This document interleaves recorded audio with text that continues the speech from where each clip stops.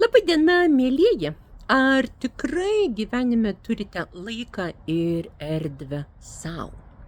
Ar iš tikrųjų klausote savo širdies?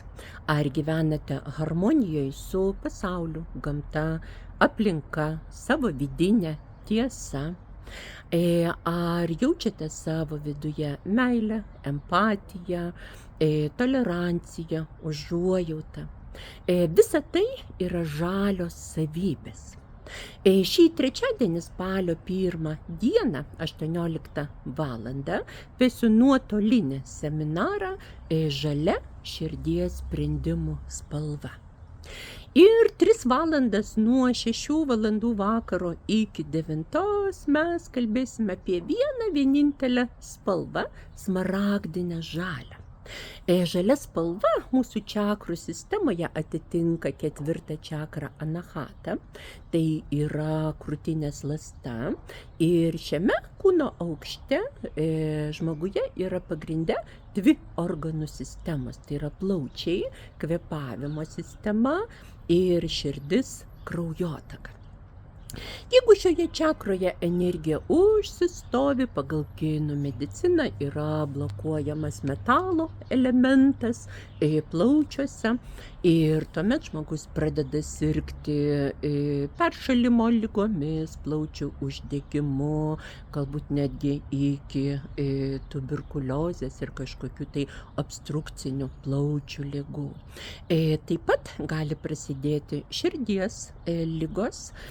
Savo širdies balso neklausimas paprastai baigėsi surambėjusia širdimi ir visokiausiais infarktais. Labai tikiuosi, kad šitai mūsų neištiks, kad gyvenime visuomet klausome savo širdies balso, žinome savo vidinę tiesą, kad gyvenime turime erdvę ir laiką sau, visa tai simbolizuoja žalia spalva. Labai kviečiu Jūs į nuotolinį seminarą, kuriame sužinosite, kaip naudoti spalvas savo gyvenime. Šiame seminare pasakosiu apie žmones, kurie visą gyvenimą renkasi žalią spalvą. Juos vadiname žalia asmenybė. Tai būna žmonės, kurie gerai jaučiasi gamtoje, labai gerai jaučiasi būdami miške arba gyvendami nuosavame name arčiau žemės, augina augalus, myli gyvūnus, yra labai punktualūs, sąžiningi, kuklus ir kartais konservatyvus. Žalia spalva mūsų pasirinkime gali rodyti nuoširdumą, sąžiningumą, tačiau kartu gali rodyti ir sudaužytą širdį.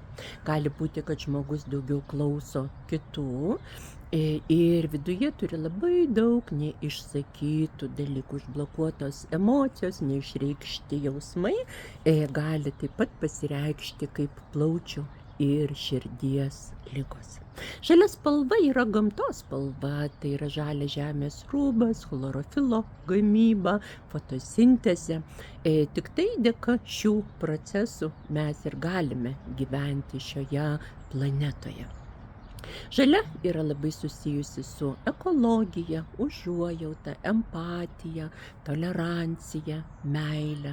Apie tai ir daugelį kitų dalykų ir apie tai, kaip naudoti žalią spalvą aprangoje, interjere, madoje ir visose gyvenimo aplinkybėse pasakosiu trečiadienio seminare. Taip kad labai kviečiu atidėti darbus, kurie niekuomet nesibaigia. Skirkite laiką ir erdvę sau. Ir trečiadienio vakarą, spalio 1 dieną nuo 18 valandos lauksiu Jūsų žalioje erdvėje. Apie smaragdinę žalią spalvą. Žalia širdies sprendimų spalva. Siunčiu linkėjimus iš žalio mano namuką, kuris yra žaliame ir spalvotame sode, su žaliais linkėjimais Jūsų Dalia.